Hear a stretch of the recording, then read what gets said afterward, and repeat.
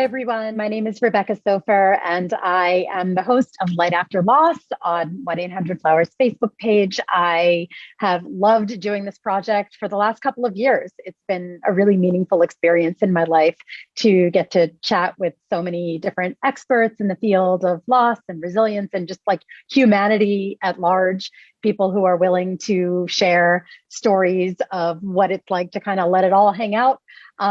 With grief and the long arc of it and the adversity and the growth that can come out of it. And I'm just really grateful to 1-800-Flowers for having provided this platform for an honest conversation over the last couple of years. I mean, I've actually been collaborating with them for years now, and I really love that they just get it. So first and foremost, this is a bit of a celebratory Light After Loss. I know that sounds like kind of like an oxymoron, but it is for me. For the last couple of years, I've been working very, very hard on a book. It is finally out. It's called The Modern Loss Handbook, an interactive guide to moving through grief and building your resilience. I just so happen to have a copy sitting right next to me. I'm really proud of it. It's a long book. It's not a journal. It's a book that is very fully written, but very, very illustrated. It's full of different exercises and prompts and a lot of suggestions that are couched in my personal experience, the experience of the thousands of modern loss community members around the world, and of course, lots of experts. There's a lot of stuff that's based in research, based in, different therapeutic modalities, and also just common sense. From what it's like to move through grief, because the fact of the matter is that you don't really need to have a PhD after your name to be an expert in grief. You just have to be somebody who's going through it to be an expert in your own grief. And by extension, you have something to teach somebody else. So I tried to cull all of that. And this book has 3 goals. Its aims are to help you stay connected to your person. And I do that through a lot of prompts with memory and, ritual, building ritual, moving through holidays, recreating days that might otherwise be charged with a lot of pain, and how do you kind of harness them and turn them into something that feels, a little bit less painful and maybe, dare I say, even meaningful, and something that you might look forward to in the future. I help you figure out ways to stay connected to yourself. So there's a whole section on the mind and body and how grief and loss kind of can affect all of it, like 360 body, how you can get better sleep, how you can get better dreams, how you can kind of use different things like nature therapy and mindfulness and craniosacral therapy and yoga for grief support, art therapy, humor to kind of, try out different things and see what works and see what doesn't, and maybe it works down the line, and just kind of like fill your toolbox with things that are working for you. And then the third section is ways to stay connected to the world around you, because the fact of the matter is that as insulting as it is, the world keeps spinning after we are faced with a loss. It just, will keep serving up reality. We still have to work. We still have to pay the rent or mortgage. We still have to, take the car in for an oil change. It's so rude of the world to keep making us do these things, but we have to. We still need to commune with our friends and our coworkers. We still need to figure out how to keep our job, or build a career, or, navigate our friendships, our social dynamics. And so I think that's stuff that we don't necessarily talk about a lot, but I talk about it a lot in the book. And today, this is my segue, I'm particularly excited because I'm going to be speaking about friendship that is forged in the wake of this awful, terrifying experience that is, grief, especially the early stages of grief, which is nothing short of a mess. And my mom died when I was 30 in a car accident. I felt like I certainly lost a couple of friends, at least in the short term. A lot of friends just didn't know how to hang with my new reality. It made them uncomfortable. It made them feel like maybe they were reminding me when they brought it up, which they weren't, because I was always fully aware of it. And it wasn't their fault, because my friends are pretty amazing. They're awesome. We just don't do a really good job in our society of normalizing a conversation that ironically is the most natural human experience that you can possibly have after being born. So it's kind of like, we're all going to deal with it. So why don't we get better at talking about it? And I invited my dear friend, Emily Rapblack. I love her so much, to chat with me today. I'm on the East Coast. I'm in New York City right now. Emily is in California, and I'm going to introduce her first, and then I'm going to kind of sing her praises, and then we're going to get into it. So Emily she's an amazing writer. She's basically one of the best writers I've ever read, and I'm so envious of her. She's the author of Poster Child, a memoir, and The Still Point of the Turning World, which is a gorgeous, gorgeous memoir. I highly recommend it. It was a New York Times bestseller and an editor's pick. She's a former Fulbright scholar. She's frustratingly brilliant. She's currently associate professor of creative writing at the University of California, Riverside, where she also teaches medical narratives in the School of Medicine. And she was recently named the nonfiction editor of the Los Angeles Review of Books. So first of all, Emily, thanks for being here today. Ask me. I'm so glad you're here. I love you so much. And I want to share with whoever's viewing this that Emily, and feel free, by the way, everyone, to put your comments in the comment section, ask questions. We're going to hop on later. We can respond, we can answer, we could do whatever. Right now, we're just going to focus on each other. But Emily and it's safe to say, never heard of each other. I mean, I'd heard of Emily because she's an incredible writer. I'm not a public figure. And, I was just going about my life. And it's safe to say she'd never heard of me. But then I co-founded Modern Loss, and we asked her to contribute to our website several years ago. And that began a friendship that was so unexpected. I mean, it really came when I so desperately needed it, when I was still wondering, I had just had a baby, and I was like, am I going to make mom friends?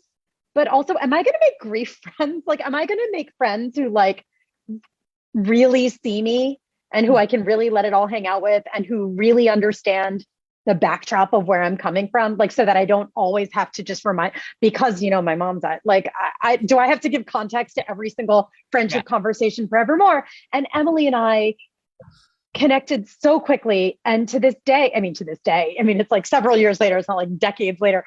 You're one of my dearest friends. I value our friendship so much. I feel like we have gotten there so quickly, and we have this bond that is you're like my sister, you can run as far from me as you like, but you'll quite literally never escape me, because I'm always going to be there for you. Yeah. So can you just introduce yourself a bit, and why do you know anything about grief? Why are you in this conversation with me today? Thank you. That was very nice. I love you too. I think one of the unexpected gifts that grief gives, most of the gifts are not ones you'd want. You could regift or just throw them in the trash.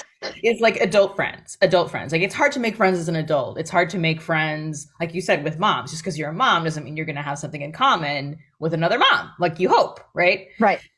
So I lost my son to a disease called Tay-Sachs when he was 3, and that's what my second book is about. And it's about parenting a child that, to their end, to their final moment, which is something like when you were saying, Becca, in the intro, death is that no one gets out alive. It's coming. It's a natural part. You're born and then you die. And in this culture, we just don't want to look at the end, and as a result, we miss out on a lot of opportunities to make that an experience that doesn't have to be scary, doesn't have to be horrible, even though it's final. So that was my first kind of slam dunk foray into the grief world with mothers who'd lost children. And I still, to this day, for 3 years almost, I've been running a workshop for women who've lost children. And we get together every month and we write and we share things. And it's a really powerful community.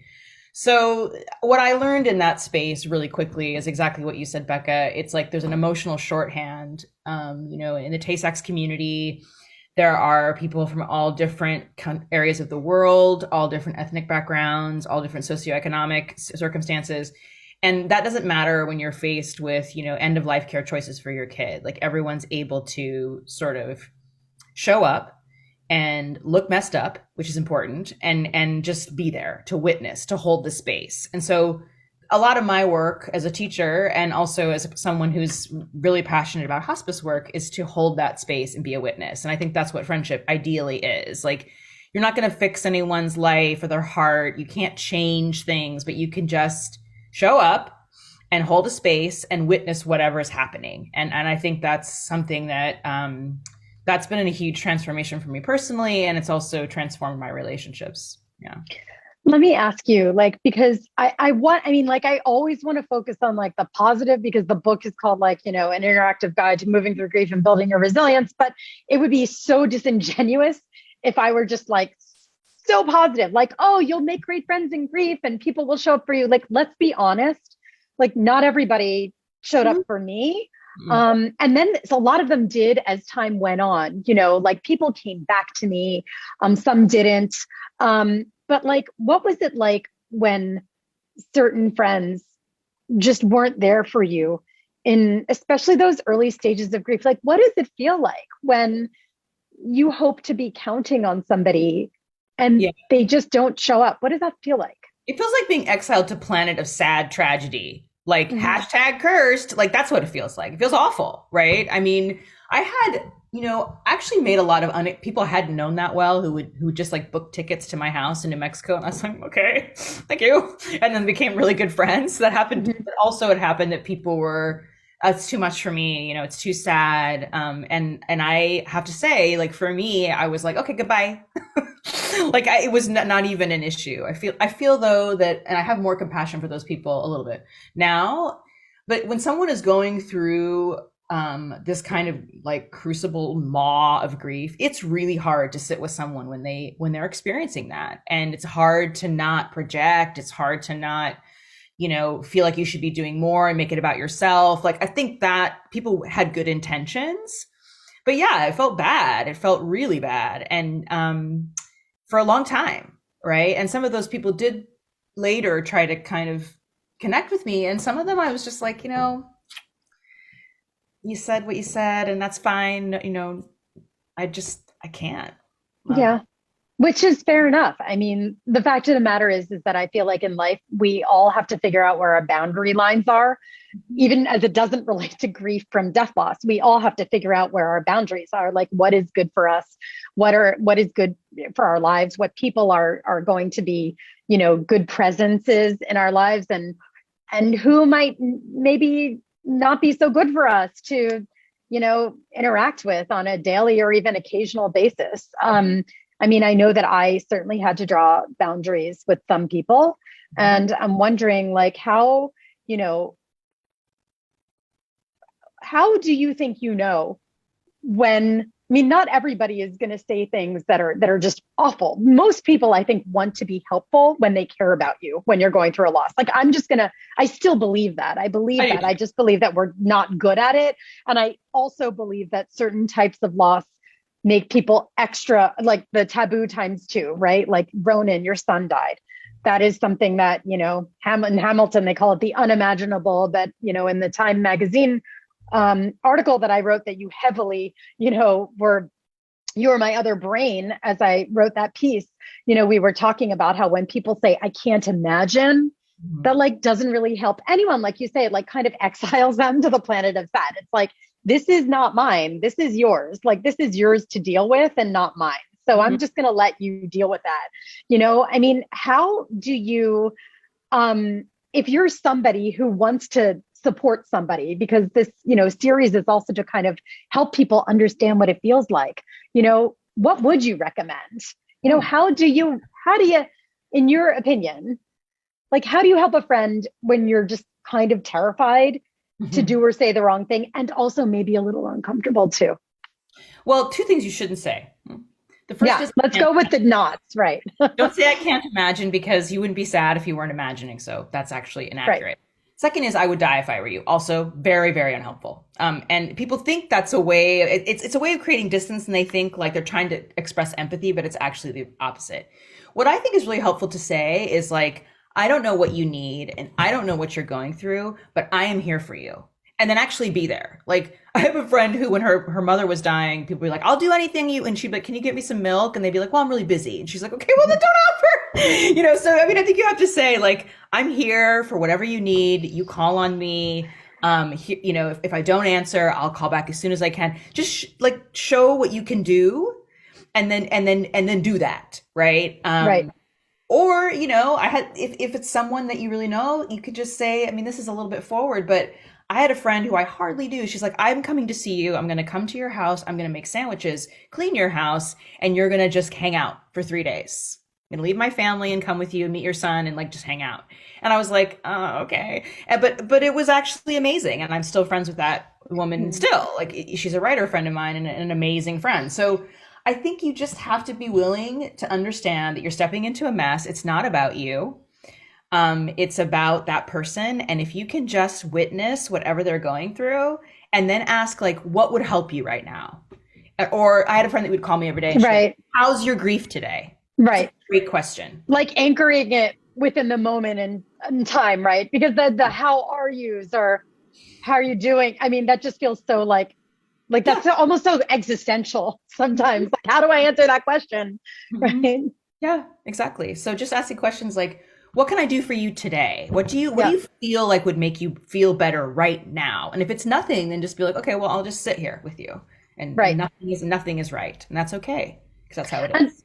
And also remembering, right, that if the person is like, I don't want anything. I literally don't want the world to enter into my, reality today. That doesn't mean that tomorrow they'll feel the same way, exactly. Or the next day or the next week.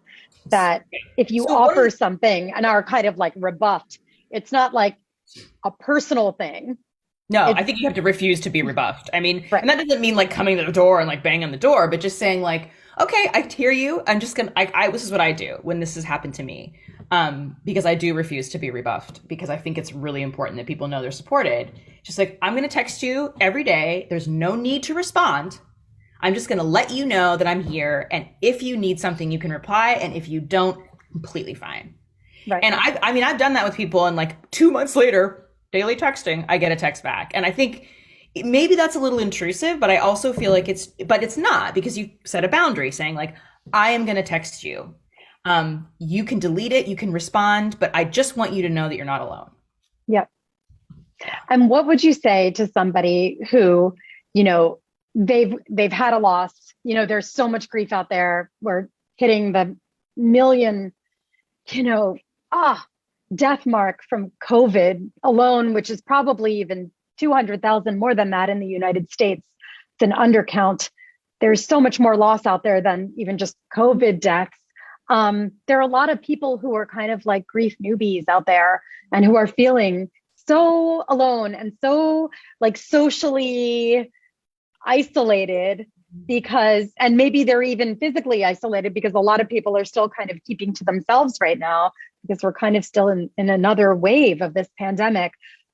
How can people start to seek out the connections that they so badly need in their own grief? Like knowing that no matter what, grief is a lonely experience, because literally no one's going to understand exactly what you're going through at exactly every single minute. Even people who lost like the same type of person and have the same type of, obviously, I think it goes without saying that everybody's relationship and personality is different. But if you just know that there's someone out there who gets you, even if it's like not someone who you see every day, or maybe somebody you've even don't meet in person for a long time, it matters, right? So like what would you say to someone who's like, what do I do? Well, I mean, I actually think, I think your book, this next book, is a great resource, because it has all these ideas in there. And so it's like, you can say, oh, maybe art therapy would work. I'll try that out. Or, maybe this would be helpful. Or maybe if I write this down, it will help. Or maybe if I look into this kind of, therapeutic approach, it will help. I mean, I think for me, it makes me think that, I believe this, that empathy has limits. It has limitations, but compassion doesn't. And so you don't have to necessarily seek out like a grief group to find support. Like if you're religious, you might start going to like some kind of an event, a fellowship, or if you're deciding that like exercising helps you get your grief out, you join a hiking group. Or I mean, there are all kinds of things you can do. And it may sound dopey, but I think it's true. Like sometimes if you enter a group sort of, and you don't have to carry your story with you right away, Mm-hmm. right? If it's not a grief group, if Mm-hmm. it's, say it's like figure drawing, right? And you're just in there and you make friends, then you can sort of then incorporate that. Like, for me, I feel like it's this long, like heavy story that I then have to like present as part of who I am, and that sometimes isn't comfortable. So maybe a mix of those things. I mean, I do think therapy is really important. I think taking care of one's physical self is really important. And those are all hard things to do. And when you don't do them right, I think it's really important to say, have compassion with yourself. Like, Mm-hmm. because, like I said, I think compassion is a limitless kind of expression. And I think empathy, it's harder. So I don't know if that Yeah, helps, but it does. It does. And so I guess my last question is, you are so great at convening community. I mean, you are. I mean, first of all, you've run a writing group for women who have lost children over the last couple of years. Does it have a formal name? it's called Lost Ladies. I Lost know, Ladies. but it kind of stuck. I mean, I did not intend that to be what it was, but that's what it is. I mean, my very like informal group is called Women with Dead Parents, so it doesn't have to be the most clever name ever. Lost Ladies, it's very alliterative. I like it. Um, but you also run. Tell me about these workshops that you run that people can take of yours, because that is also convening community, and that is also like, even if it's like almost like a flash community, right? It's ephemeral. You're bringing people together, and then like they disband, but they know about each other and they know, somebody to connect with. Tell me a little bit about that. So I have a little business with a friend of mine called Circe Consulting, and it's basically a business where we do writing coaching. We have a year-long class called The Crucible. We have one-off classes that are 3 hours, like transformational writing, and those aren't necessarily focused on grief. We have one right now that we were working called Writing the Body, which is which is about sort of how to bring the bodily experience into your work on the page. But I have to say, like, community for me, I mean, I grew up in an intergenerational community of a bunch of like sort of Scandinavian hippies. Okay. Who were also very As one does. as one does. And as the Jewish girl from Philadelphia. But from an early age, I was like, oh, this is what support looks like, and I think my parents are still like, their major like task in life is to deliver casseroles to people. Like my mom's like, I'm on the casserole train today, So I do feel like that I learned that as a child, it's just sort of in my bones. But I think that what we're doing at Circe is really powerful, because our motto is sort of all bodies, all stories, all stages. Like writing is a tool and a gift. It's not necessarily a gift. It's a tool that can be honed. It's a practice. It's a discipline. Mm-hmm. And it's also important to have support while you're doing it, because like grief, writing is lonely, or can be. So that's our idea, is to sort of flip the script on that. Yeah. Yeah. I mean, I think that, and what, last question, if you find yourself, say, I don't know, at the playground with like another parent, or I don't know, at a cocktail party. I haven't gone to a cocktail party in so long. Right. This is like, I'm almost like willing it to come true. Let's say you find yourself at a cocktail party and you are a little bit nervous to share, like you're in a nice conversation. You kind of are getting a good vibe from somebody, but you're kind of scared to share. Like, so many of us are scared to start sharing our stories.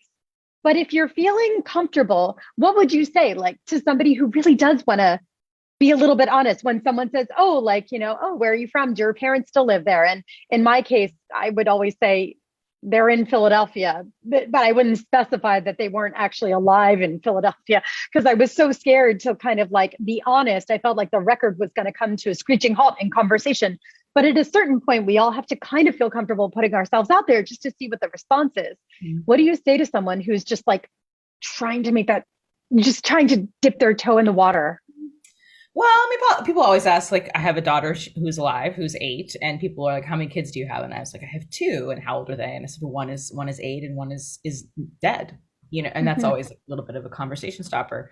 Or Charlie will just say it for me. My daughter should be like, yeah, I had a brother, he died. And she's like, okay, and then she trots off. So, I mean, she's very, kids are very direct. I know. But I'll just be like, I'm a mother of 2 children. One is living and one is no longer living. And I think that people often do have that kind of response, but, and and I try to deliver it that way. And if they want to know more, they can. But I have resisted doing the kind of like long spiel where I'm like, you know, because somehow I feel like it's my fault that he's dead and I have to make sure they don't think I'm a terrible mom. And I don't do that anymore. I'm just like, if you want more information, you can ask.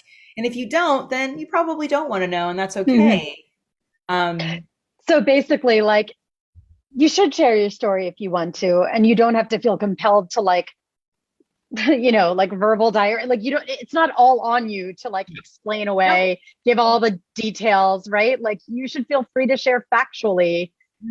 And kind of like you said, if somebody can hang, you'll know soon. You'll know if you can share more. Yeah, right. Exactly. And that's fair enough. Like, I think it's, you know, I used to sometimes not, I would just say one kid and I would feel really bad because I was like, but that sort of dishonors the memory of my son. So that's kind of what I do now. I say it direct. I try to say it with a smile, like, you know, or at least, you know, not in this like, you know, Darth Vader voice or something. But I mean, I do think like, not everyone is going to want to engage with those stories. And if they don't, then they probably won't be a close friend of mine. That's okay too. Like, there are levels of friendship, right? There are acquaintances, there are colleagues, there are deep friends, there are sister friends. There's just, that's okay too. Yeah. Thank you so much, Emily. This is Emily Rapblack. And obviously we will be dropping her information in the comments, so I don't have to like go off and explain away who she is. She's just, I'm so grateful for your friendship. I really am. Like, I don't know what I'd do without you, honestly. I don't know how I existed all this time without you, to be completely frank. And I am so grateful. And I think it's like, we always want to say, oh, I wish I had no reason to, I wish I didn't have the reason to know you that I do. You know, I always used to say that, but like, I'm just so grateful I know you, you know, like I don't care the reason. I mean, I'm just really value your friendship. And I wish for everybody to be able to find people in their lives who they can count on, such as you and me. And thank you for being here with me today. Thank you for asking me. I'm really honored. Thank you. And thank you so much to 1-800-Flowers for supporting this Light After Loss series. It's just like, honestly, a really meaningful experience for me to be a part of this. And I hope that you can all just, you know, check out. I'm not going to be hawking my book on every episode. This is just kind of a celebratory event because it's like in my hands now. And I worked very hard on it, very hard. And I also think that this is something that can be used at any point in time after a loss. I mean, I was my own guinea pig for this book.